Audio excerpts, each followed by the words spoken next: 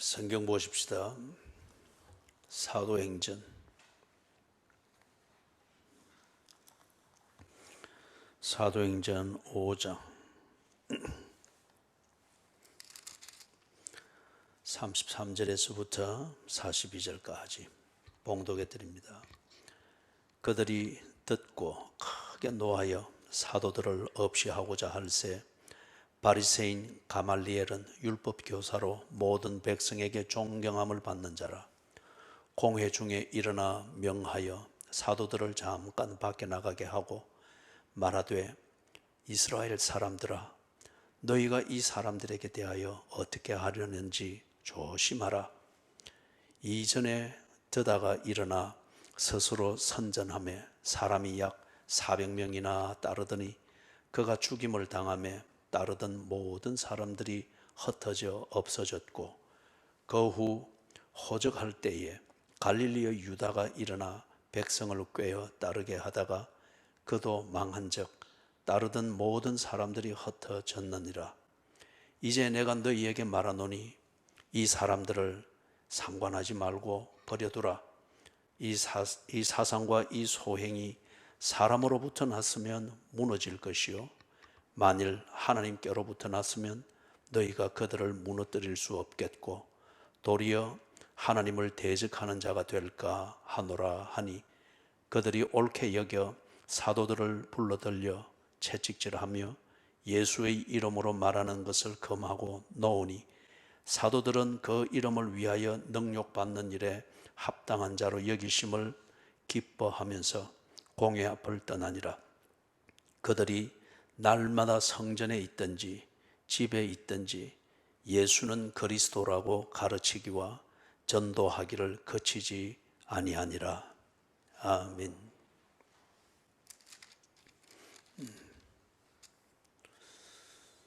지난 주일 우리가 4장 마지막 부분을 보면서 특별히 4장 32절에서부터 35절을 보면서 교회의 태동 그리고 교회 공동체의 성장이 어떤 영양소를 먹으면서 되는지 그것을 살펴보았습니다. 그래서 교회라고 일컬어지는 이것의 본질적인 그 엔티티, 그 본질적인 요소는 예수를 구세주로 믿는, 그래서 하나님의 자녀가 된 개개인의 사람입니다. 여러분 자신이 예수를 구세주로 믿고 하나님의 자녀된 이 신분과 본질에 대해서 분명하다면 여러분 개개인이 교회입니다. 그래서 여러분이 있는 그곳에 지금 교회가 있는 것이고, 여러분이 살아가는 일상이 교회의 활동입니다. 그래서 교회라고 말할 때에 그 본질은 예수를 믿고 하나님의 자녀된 그 개인을 말합니다. 그런데 이 개인들이 둘, 셋, 그리고 모여서 공동체가 이렇게 되는 그런 태동이 있고 성장이 있습니다. 이게 아주 유기체죠. 그러니까 그게 왜 그러는가 하는 것을 우리가 지난 주일 살펴보았습니다. 그 5가지의 영양소가 있었죠. 하나는 지켜내야 될 신앙 고백이 있을 때, 이 말은 내가 교회가 되었습니다. 하나님의 자녀가 되었습니다. 그렇다고 하면은 이것에 대해서 반대 세력이 있고 부정하는 세력이 있고 이 신분이 되는 것을 막으려고 하는 그러한 사상이 있고 권력이 있습니다. 그것으로부터 나의 나됨을 지켜내야 됩니다. 이걸 보고 신앙 고백이라고 합니다. 예수가 그리스도이시고 내가 그를 믿음으로 말미암아 하나님의 자녀가 되었습니다. 이게 그리스도인의 신앙 고백입니다.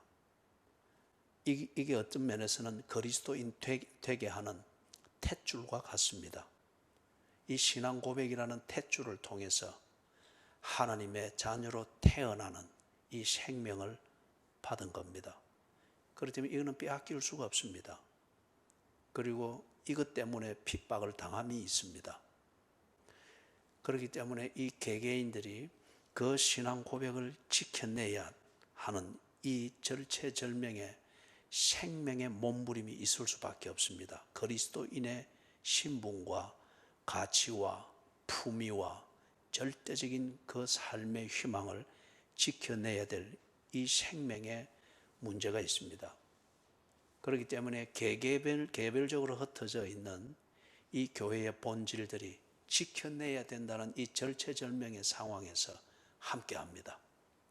그래서 서로 격려하고 그 위험에 짓눌려서 내가 누구인가를 잊어버리고 당황하고 혼비백산할 때에 함께 붙들어주고 이러다 보니 자연히 모여지게 됩니다. 그렇기 때문에 지켜내야 될 신앙 고백이 있을 때 같은 신앙 고백을 가지고 그것 때문에 함께 살고 있는 사회로부터 핍박과 어려움과 불이익을 당할 때 서로 보호해주고 지키는 이게 생길 수밖에 없습니다.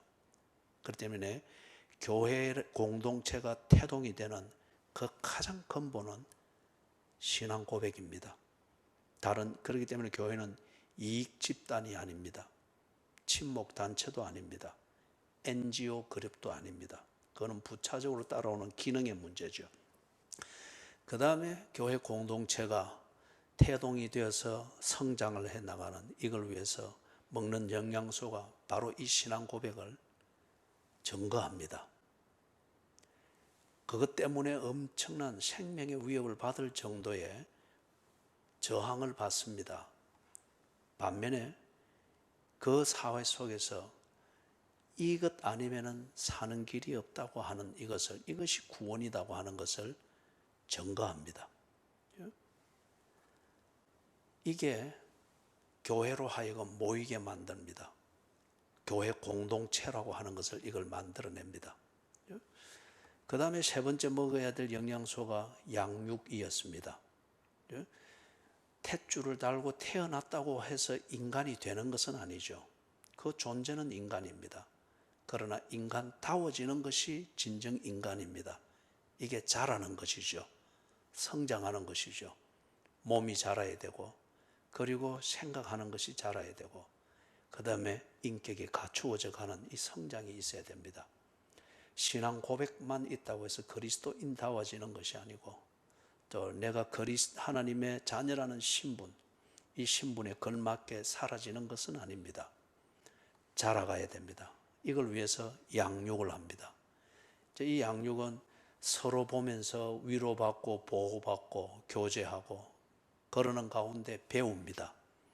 그리고 나의 편협된 생각이든지 아니면 내가 증거하는 이 삶을 위해서 내가 뭘 해야 되는지 어떻게 해야 되는지를 서로 부대끼면서 배웁니다. 이게 좀 더 갖추어져서 프로그램화 되어지면 체계적인 양육이 되는 것이죠. 이 시스템이 없더라도 서로 배워야 될 필요가 있고 보호하고 위로하고 어떤 정보를 나누고 이걸 통해서 자연스럽게 양육이 됩니다. 그렇기 때문에 교회가 성장하는 이것을 위해서 교회 공동체가 먹는 영양소 세 번째 것은 양육입니다.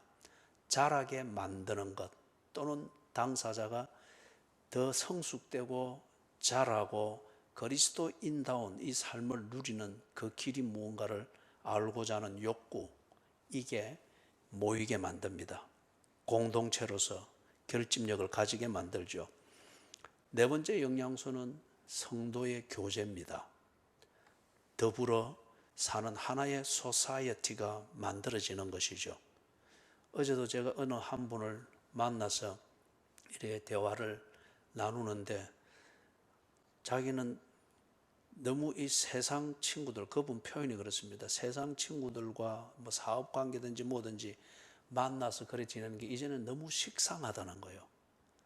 본인이 예수를 믿고 나니까 그게 너무 식상하고 그래서 여전히 관계가 있기 때문에 가서 모여보지만은 얘기는 늘 술 얘기, 군대 얘기, 사업 얘기, 재밌게 노는 취미생활 얘기 다 뻔한 얘기들이라는 거예요. 자기가 거기서 그 소사이어티, 그 사회에서 한 걸음 나와서 이렇게 보니까 그렇더라는 거예요.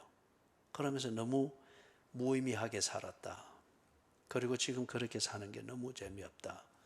그러면서 이제 믿게 된 예수, 그리고 예수 믿는 사람의 삶, 이것을 더 배우고 싶고 더 알고 싶고, 그리고 이런 교제를 나누기 위해서 자기는 점점 더 교회에 빨려 들어가게 된다. 본인이 그렇게 이야기를 해요. 내가 속해 있는 사회가 바뀐 겁니다. 내가 속해 있던 사회가 예수를 부정하고 예수를 무지하다, 무식한 그런 아편과 같은 종교다라고 말하는 그 정신과 사상이 통하던 그 사회에 속해 있다가 예수를 믿는 것, 그래서 하나님의 자녀가 되는 것, 이게 당연하게 여겨지고 그렇게 성숙되어져 가는 게 의미 있다고 여기는 이 사상이 공감되어지는 이 사회로 옮겨진 겁니다. 그렇기 때문에 새로운 이 사회에서 본인이 존재감을 더욱더 느끼고 거기서 살아있는 것을 느끼고 살아있는 것의 의미를 공감하고 이런 걸 느끼는 게 행복이지 않습니까? 그렇기 때문에 성도의 교제를 하려고 하는 겁니다. 성도의 교제를. 그러다 보니까 자꾸 공동체가 활기를 띱니다. 교류가 있습니다. 그리고 니 어찌 사노? 이리 산다. 니 모자라는 거 있나? 내 얘기 남는 거 있는데 좀 나눌까? 사회가 만들어지는 거예요. 그죠? 성도의 교제라고 하는 이게 교회 공동체를 보다 결집시키고 그 안에서의 교류가 왕성하게 만듭니다. 다섯 번째 영양소는 뭐였습니까? 파송이었습니다. 파송이었습니다. 그리스도인의 삶, 그리스도인의 공동체, 이것은 결코 현실을 도피하여 여기서 안락히 지내는 그러한 종교적 대피소가 아닙니다. 예수 그리스도의 복음이 탯줄과 같으면 이 탯줄에 의해서 하나님의 자녀되는 신분으로 태어나는 생명이 있다고 하면 이 생명은 분명히 전해져야 됩니다. 그리고 이 생명이 진정한 생명이고 진리일 것 같으면 이것은 모든 사람들에게 전거되어져야 되고 그들도 이 복음을 듣는 기회를 가져야 됩니다. 그렇기 때문에 이것을 아는 자들이 그 공동체에서 배우고 익혀지고 분명하게 정리되어진 예수 그리스도를 믿는 하나님의 자녀의 그 인격과 성품을 가지고 지 삶을 확장해 나갑니다. 이게 파송입니다. 그리고 공동체는 더 이상 함께 있는 것에 대한 즐거움과 이것 때문에 정이라고 하는 이 끈으로 묶어두려고 하지 않습니다. 오히려 생명의 이 역동성을 기꺼이 인정하고 가게 합니다. 가게 하는데 그러고 잊어버리는 것이 아니죠.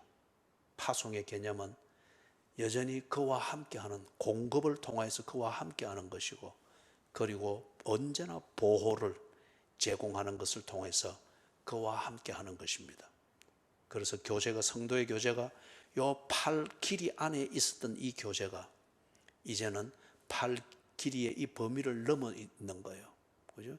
그래서 그게 기도의 끈으로 연결되고 후원과 공급이라고 하는 이 끈으로 연결이 되어지고, 어려우면 언제든지 우리에게 부탁하십시오. 언제든 필요한 게 있으면 언제든지 우리에게 찾아오십시오. 약속과 신이라는 이 끈으로 교제의 범위를 넓힌 것과 같은 의미입니다. 이게 파송입니다. 그래서 이 다섯 가지 지켜내야 될 신앙 고백이 있는가, 그리고 이 신앙 고백을 증거하는 삶이 있는가, 세 번째 그리스도인으로 성숙되고 자라기를 원하는 이 양육함이 있는가, 그리고 성도로서 속하여 성도의 삶을 배우고 성숙시켜가는 성도의 교제, 이런 사회가 형성되는가, 그리고 그 생명을 가진 자답게 살고자 하는 삶의 지경을 확장하는 이 야망과 야전성과 이런 것이 있는가, 파송입니다. 이럴 때에 교회 공동체가 태동되고 교회 공동체는 유기체처럼 자라게 되는, 이걸 우리가 보았습니다. 이게 소위 말하는 교회 부흥이라고 하는 것의 본질입니다. 교회 부흥이라고 하는 것이. 자, 이렇게 자라가니까 당연히 그 안에서 성장하는 모든 것에는 또한 그 성장을 방해하는 부작용이 당연히 있죠.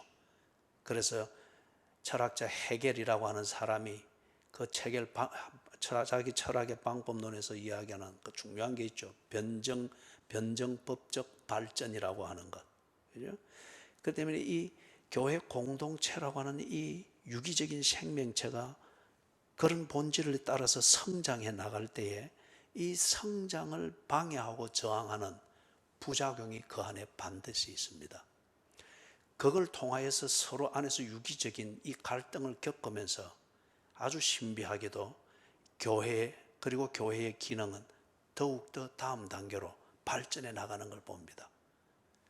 헤겔의 말을 빌리면은 꼭 변정법적 발전이라고 하는 이것으로도 우리가 이해를 할 수가 있죠. 그래서 36절 37절에서 4장 36절 37절에서 이 교회 공동체 생명의 본질에 맞는 그러한 어떤 작용을 한 예를 들고 있습니다. 바나바라고 하는 아주 덕망이 있고 존경을 받는 그런 그리스도인입니다. 이 사람이 그 안에서 어떤 일을 하는가를 특별히 소개를 하고 있죠. 보니까 바나바, 그 이름을 번역하면 위로의 아들이라, 그죠?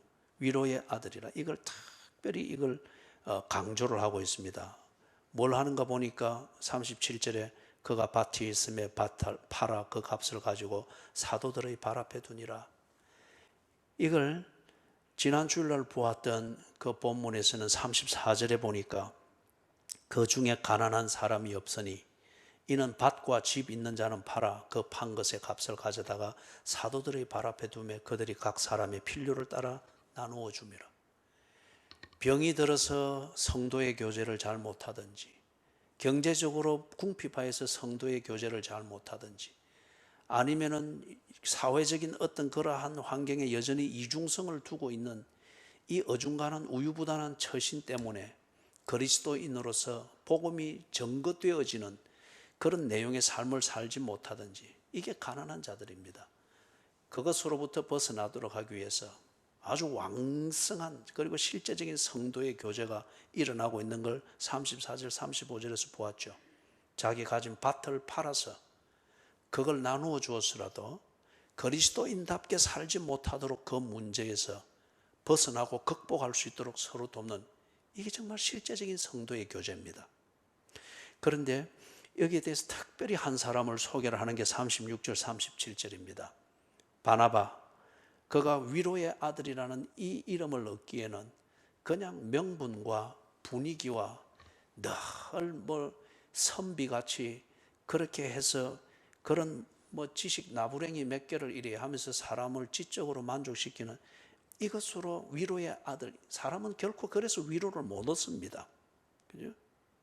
가난에서 벗어나게 되는 것, 그래서 그리스도인답게 살도록 지발로 딛고 일어나게 만드는 게 위로잖아요. 그죠?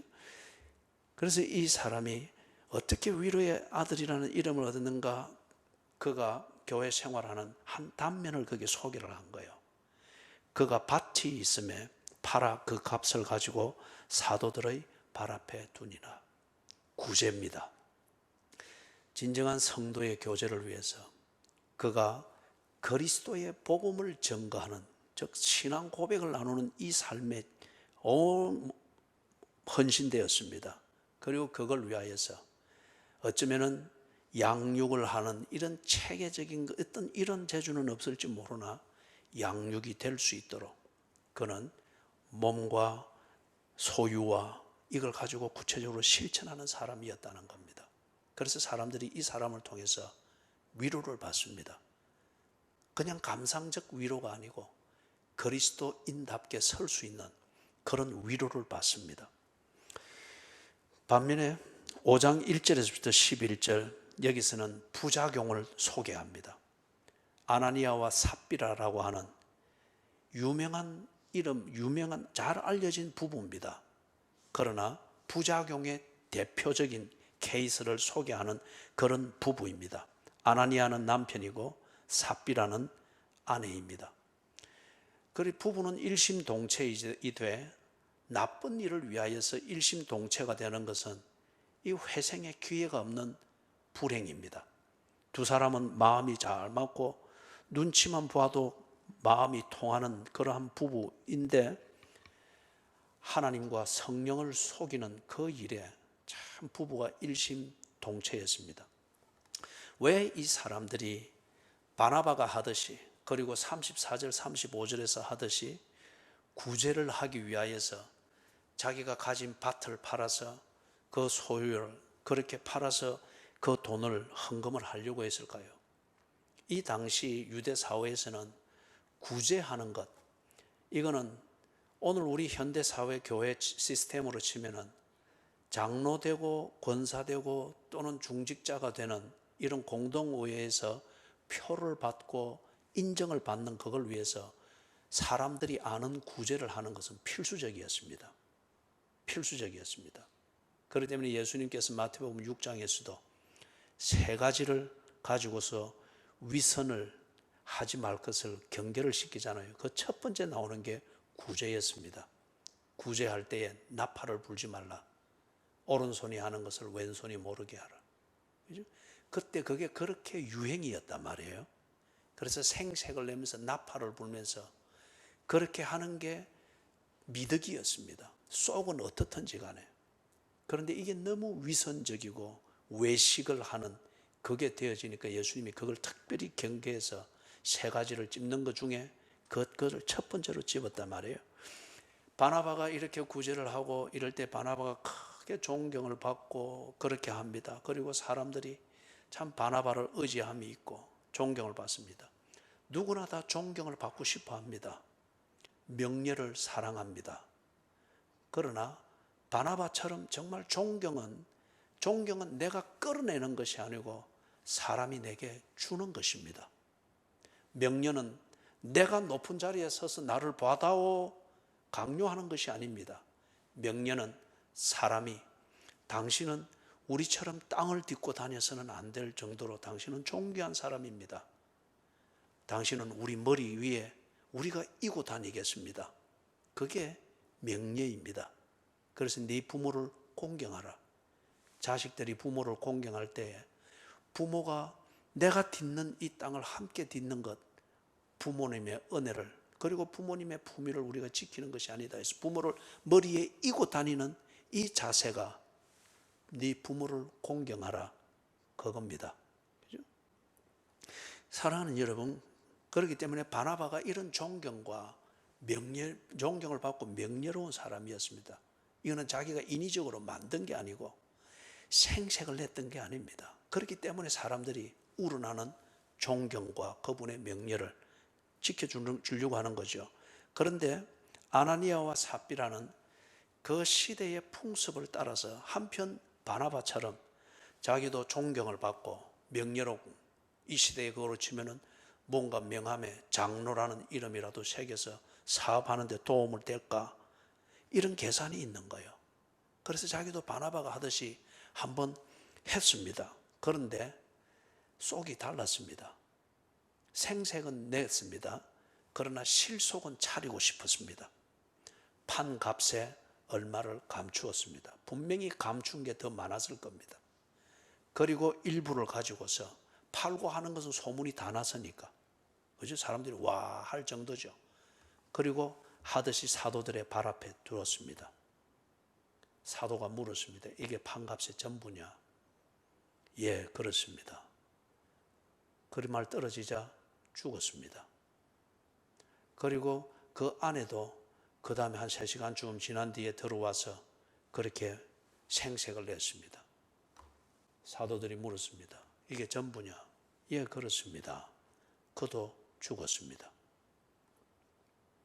사도들의 발 앞에 두었다고 하는 것은 구제를 하고 하는 이걸 사도들이 보고 가장 잘 알 테니까 뜻대로 하십시오. 그걸 말합니다. 그 다음에 이 사도들이 이것이 판값의 전부냐라고 묻는 것은 헌금을 갈취해 내고자 하는 이게 아니고 이미 속이고 있는 것을 알기 때문에 헌금은 그런 것이 아니거든요. 구제는 동정심을 가지고 생색내어서 내 기쁨을 위해서 동정을 베푸는 그게 구제가 아니거든요.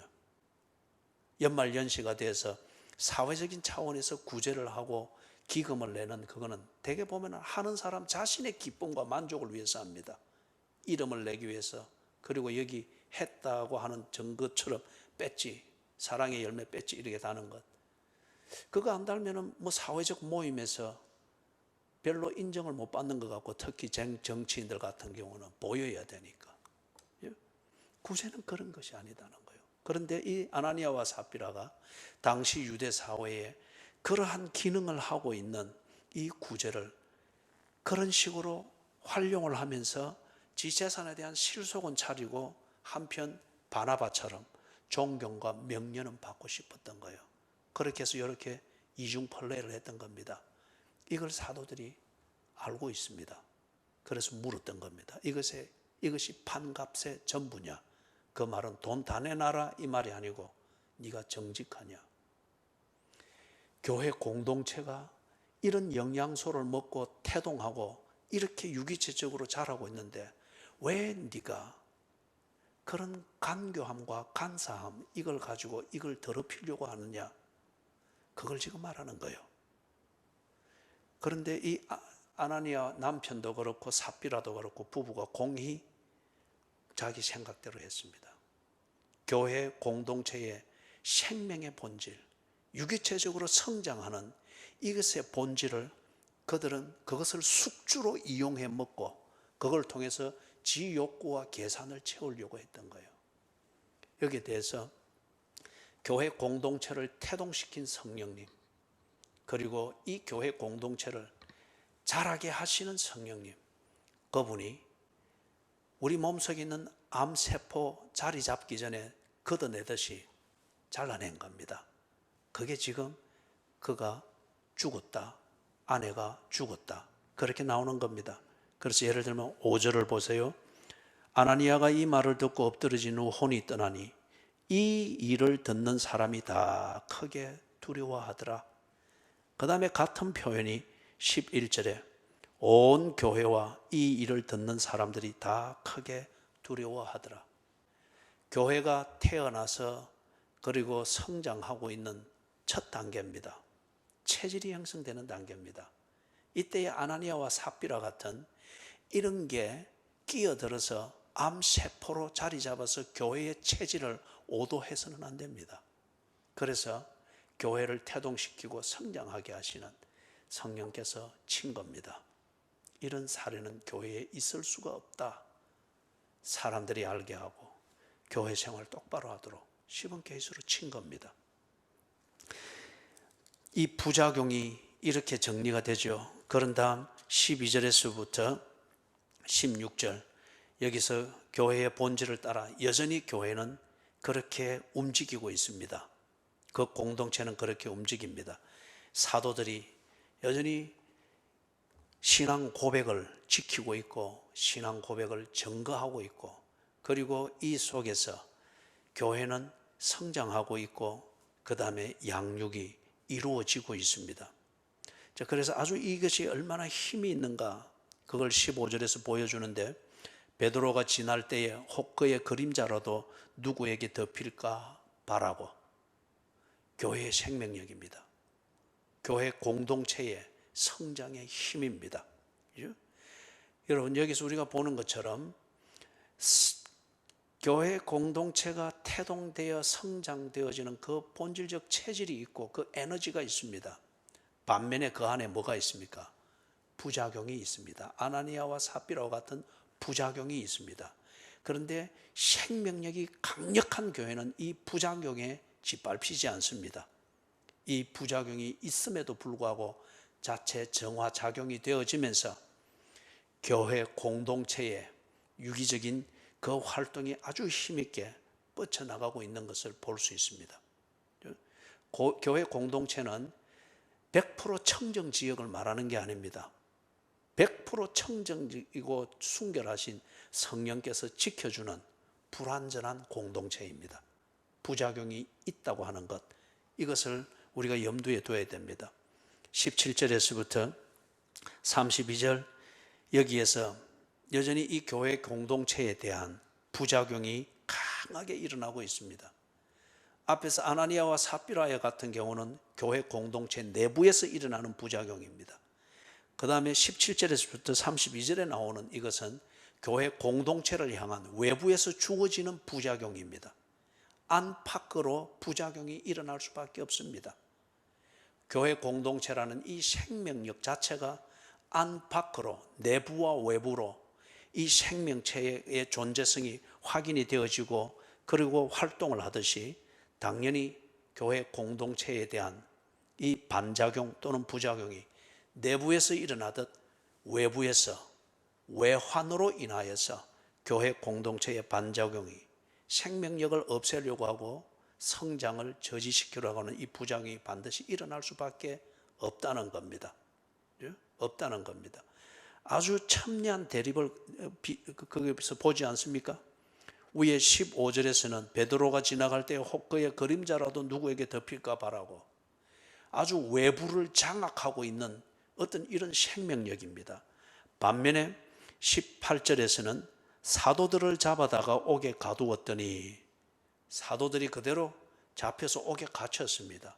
외부의 힘이 교회의 생명력에 그런 어떤 중개인 역할을 하고 있는 이 사역을 그대로 잡아 가두었습니다. 부작용입니다. 엄청난 부작용입니다.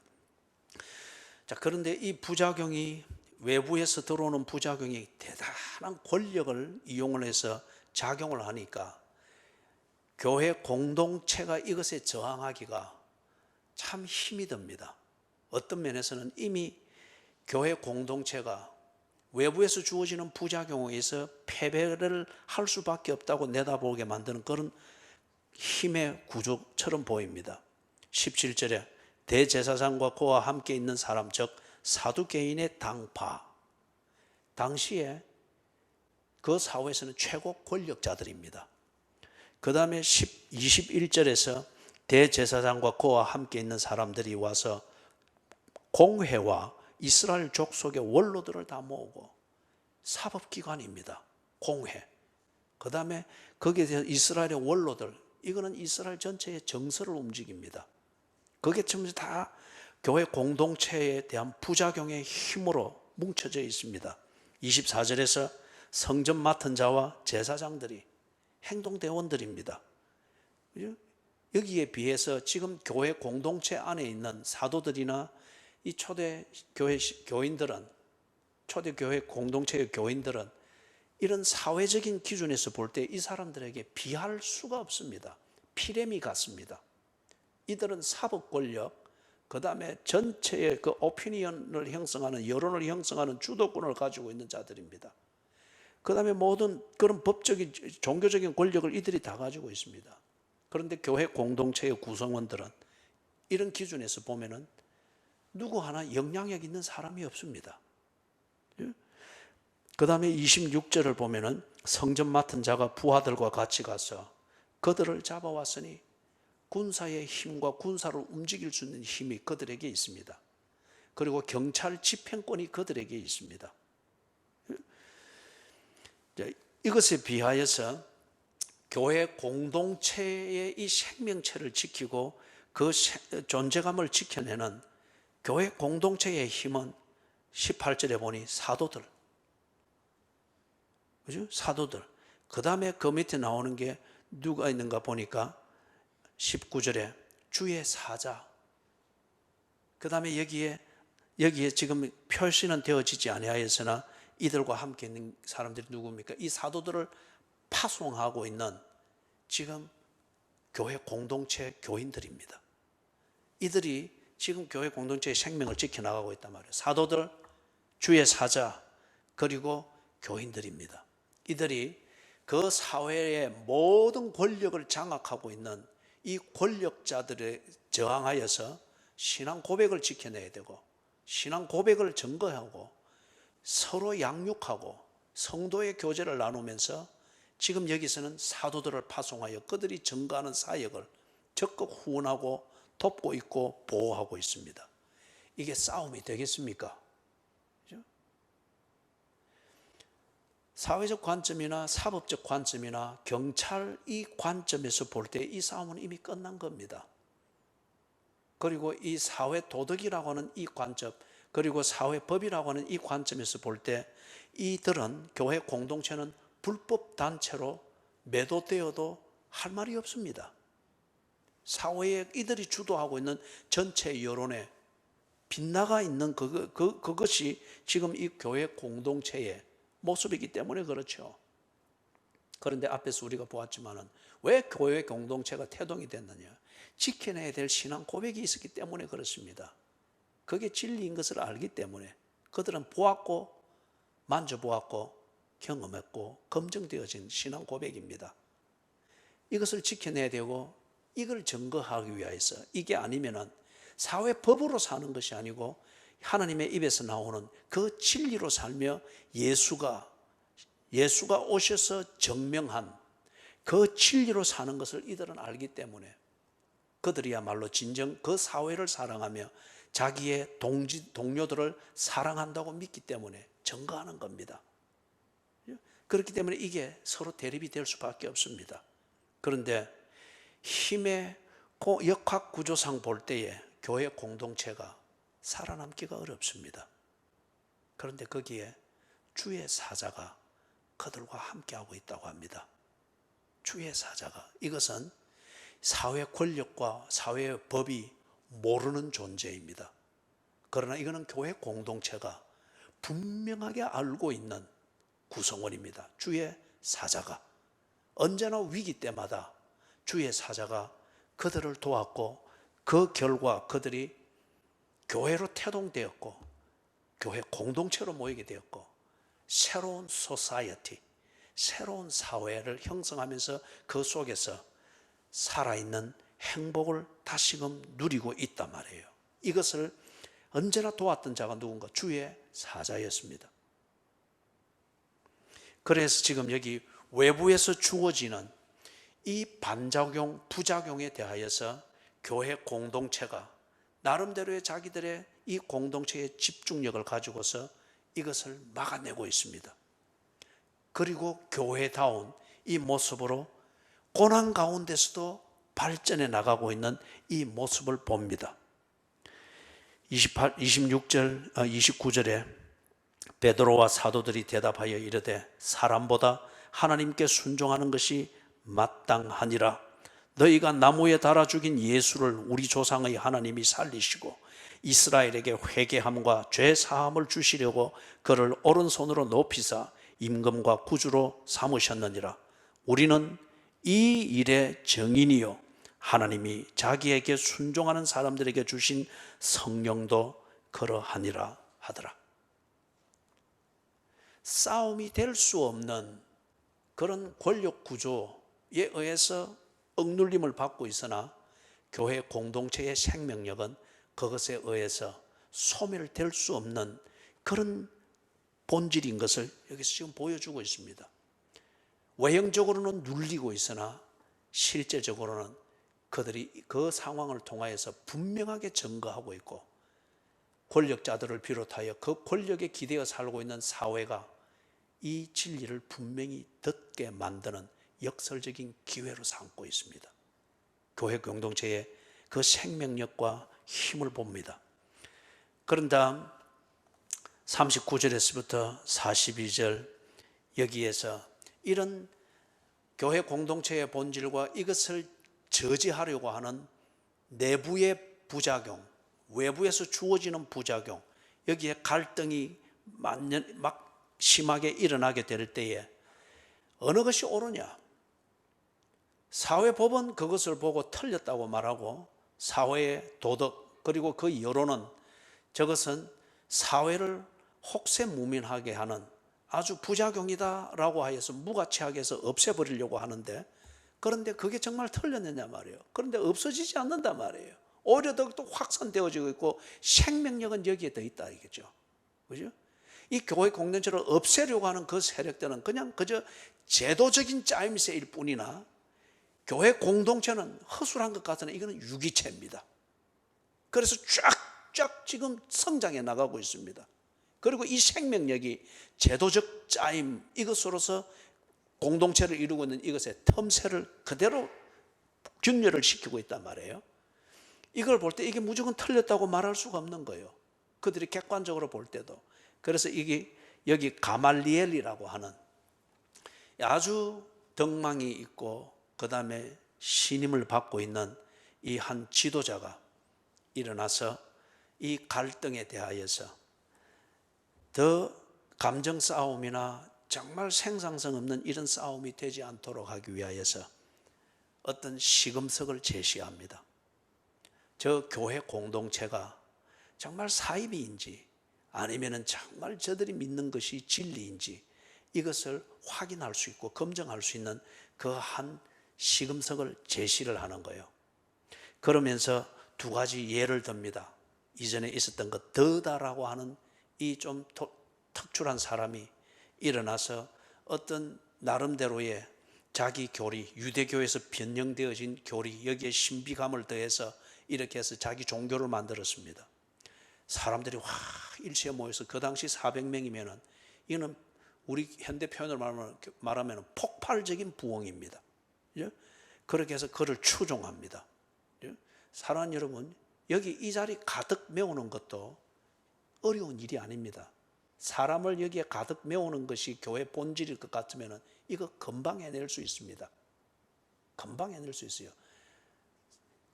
그런데 지금 이 더다가 그런 식으로 했습니다. 이게 사이비 종교들의 특징이죠. 사이비 종교들의 특징이죠. 신천지가 뭐 불과 그 짧은 기간에 한 30만 명 교세가 됐다. 그것만을 본질로 삼으면 그 간단하게 할 수 있는 문제입니다. 그 교리를 뜯어보고 모이는 공동체에 그 교제하는 내용을 여러분이 그냥 몇 가지만 살펴봐도 그냥 공통점이 그대로 나옵니다. 모든 사이비 종교들의 취하는 그게. 그죠? 더다가 일어나서 그렇게 했습니다. 그런데 이 더다가 죽고 나니까 다 흩어졌습니다. 그것은 진리가 아니다 그 말이죠. 진리는 불변한 것이고 진리는 영원한 것이고 진리는 모든 것에 해답이 되어져야 됩니다. 그죠? 철학적 정의입니다. 진리는 변하지 않아야 됩니다. 그리고 진리는 영속성이 있어야 됩니다. 진리는 모든 것에 해답이 되어야 됩니다. 그럴 때에 그게 진리를 할 수 있는데 이 더다라고 하는 사람이 죽고 나니까 더다가 진리라고 주장하던 것도 죽고 없어져 버렸습니다.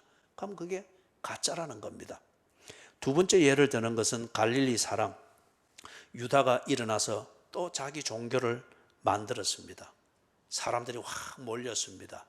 그런데 이 유다가 또 죽고 나니까 그게 또 없어졌습니다. 그죠? 사람들의 종교적 갈증을 잠시 해결시켜주는 종교적 어떤 그러한 아이템이지 그것은 진리가 아니었다 그 말입니다. 그렇기 때문에 가말리엘 이 선생이 이야기를 합니다. 이 사람들 예수를 진리라 말하고 그래서 모여서 하는 이 교회 공동체 이 사람들도 가짜일 것 같으면은 앞에 있었던 사이비 종교일 것 같으면은 더다와 갈릴리의 유다가 했던 것과 같이 꼭 그렇게 될 것이다. 그래서 지금 잠시 소요가 일어나고 사람들이 막 그렇게 몰리고 이런 것에 대해서 너무 신경 쓰지 마라. 더다의 경우도 봤고 유다의 경우도 봤으니 그래서 이 사람들 1세대가 죽으면 또 없어질 것이지 않느냐. 그렇지 않고 이 사람들이 지금 이렇게 하고 우리가 부정할 수 없는 놀라운 일들이 일어나고 있고 이게 예수님이 죽고 부활하신 이후 계속 지금 몇 개월째 이어지고 있는데 이게 진리이기 때문에 그렇다고 하면은 하나님을 대적해서는 안 된다. 그렇기 때문에 지금 우리 유대교가 그리고 당국자들이 지혜롭게 처신하는 것은 이대로 지켜보자. 사회 질서만 잡고 이들을 핍박하고 없애려고 해서 무리수를 두지 말고 지켜보자. 가짜면은 모든 사이비 종교가 갔던 길대로 자연히 소멸될 것이고 이게 진짜이면은 이것은 더욱더 왕성할 것이다. 그래서 가짜이면은 우리가 지혜롭게 처신해서 이것 때문에 사회를 더 소요시키고 분열시키는 이걸 우리가 막을 수 있으니 지혜로운 정치가 될 것이고 이게 진짜일 것 같으면은 우리가 하나님을 대적하는 이 무례함을 범치 않는 것 때문에 우리가 지혜롭게 처신하는 것이 될 것이다. 그러니 지켜보자. 시금석입니다. 그죠? 이게 진짜인지 가짜인지, 이 교회가 진짜인지 가짜인지, 예루살렘에서 지금 이 큰 동요를, 사회적인 관점을 볼 때는 소요를 일으키고 있는 거죠. 이게 진짜인지 가짜인지 이걸 살피는 그 시금석, 이것을 바리새인 가말리엘, 아주 특출한 그러한 명예를 가지고 있는 가말리엘이 아주 권위를 가지고서 권력자들에게 그리고 당국자들에게 이 시금석을 제시를 한 겁니다. 그래서 38절에 이제 내가 너희에게 말하노니 이 사람들을 상관하지 말고 버려두라. 이 사상과 소행이 사람으로부터 났으면, 즉 사이비 종교이면 무너질 것이다. 만일 하나님께로부터 났으면 너희가 그들을 무너뜨릴 수 없겠고 도리어 하나님을 대적하는 자가 될까 하노라. 그러면 지혜로운 처신이 된다는 거죠. 그들이 옳게 여겨 이 당국자들이 이걸 받아들였습니다. 그런 다음 사도들을 불러들여서 채찍질했습니다. 이거는 사회를 소욕해 하지 말라는 그런 의미에서 법의 집행이죠. 채찍질했습니다. 왜 예수 그리스도를 믿고 그분의 복음을 전가하는 것이 채찍질을 맞아야 될 단계일까요? 그죠? 때로는 국가의 법이나 사회의 법이 교회 공동체를 모릅니다. 그렇기 때문에 그들이 꿈꾸는 사회와 그들이 꿈꾸는 백성들로부터의 신임을 얻기 위해서 그들은 그들의 관점에서 가지고 있는 권력을 집행합니다. 채찍질을 합니다. 예수가 틀렸기 때문이 아닙니다. 그들의 필요를 위해서 당하는 겁니다. 그렇기 때문에 이렇게 당한다고 하는 것 때문에 이 교회 공동체가 우리가 틀렸다, 아니면 이것에 주눅들어서 포기하지 않았습니다. 왜 그렇죠?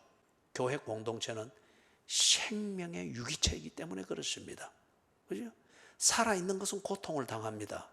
그러나 그 고통이 살아있는 것의 생명과 성장을 멈추게 할 수는 없습니다. 우리 자신을 보시라고요.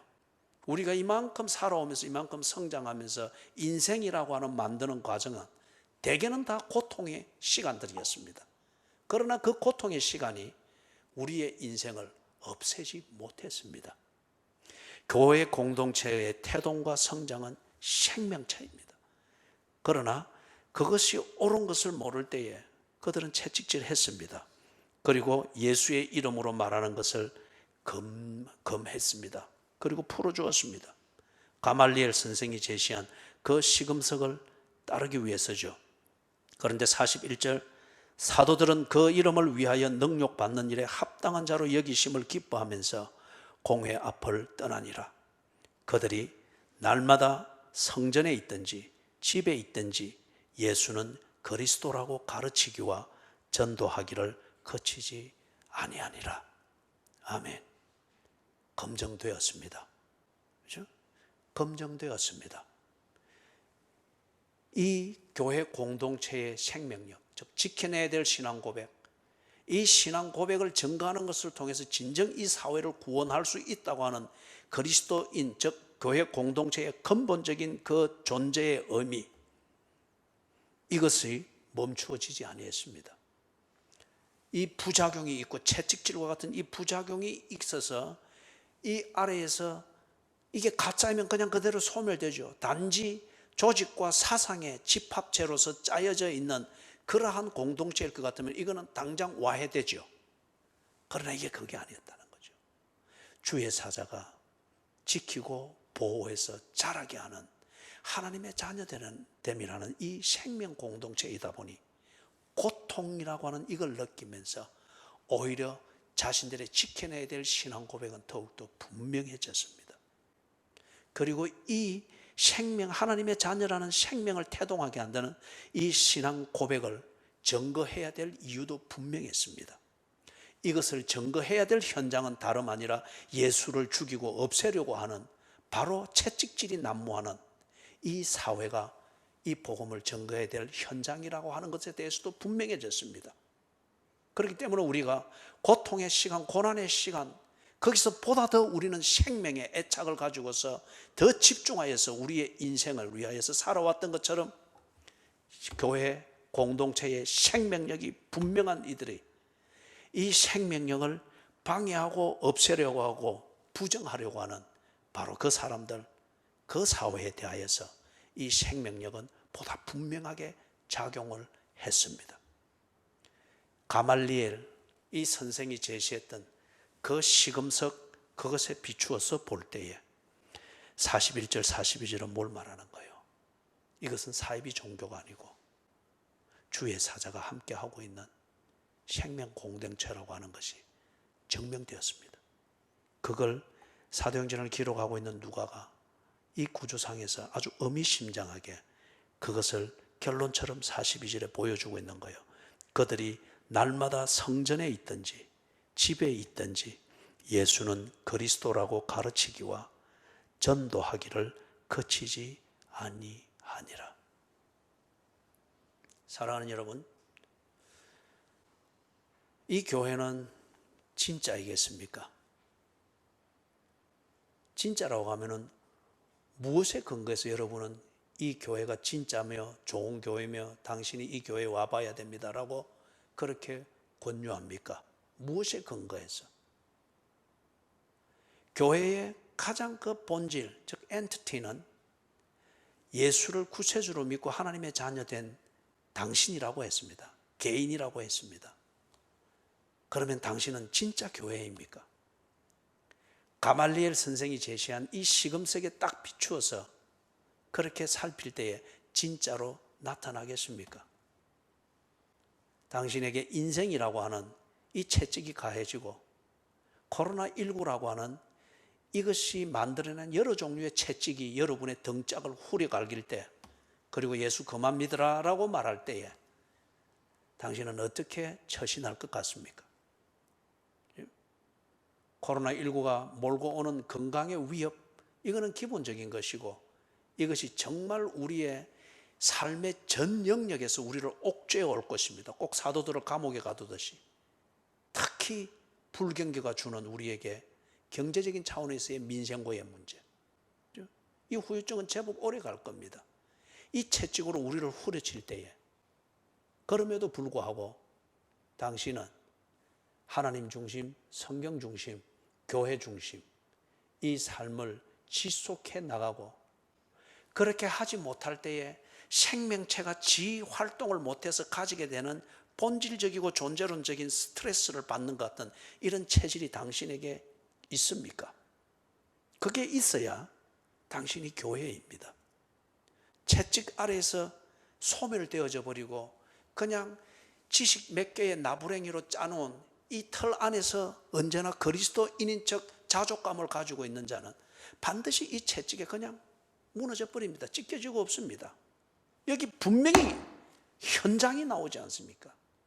삶의 현장에서 이 몸부림을 치고 있는 것, 지켜내야 될 신앙 고백이 있고 그 신앙 고백으로 사람을 살리고자 하는 증거함이 있지 않습니까? 그죠?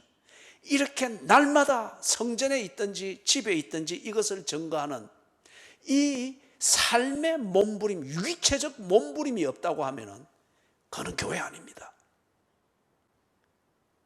교회 아닙니다. 기독교적 사상으로 내가 거주할 수 있는 거미가 공중에 매달릴 수 있는 거미 줄 몇 개 쳐서 거기에 매달려 있는 것처럼 그것에 지나지 않는 거예요. 오늘 이 성찬을 받으면서 내가 하나님의 자녀로 태어났는지, 태어났으면 나는 하나님의 자녀로서 살고 있는지, 날마다 성전에 있든지 집에 있든지 예수가 그리스도인 것을 전하기에 힘쓰니라, 이 일상의 삶이 있는지 이것을 확인하게 되기를 바랍니다. 찬송가 282장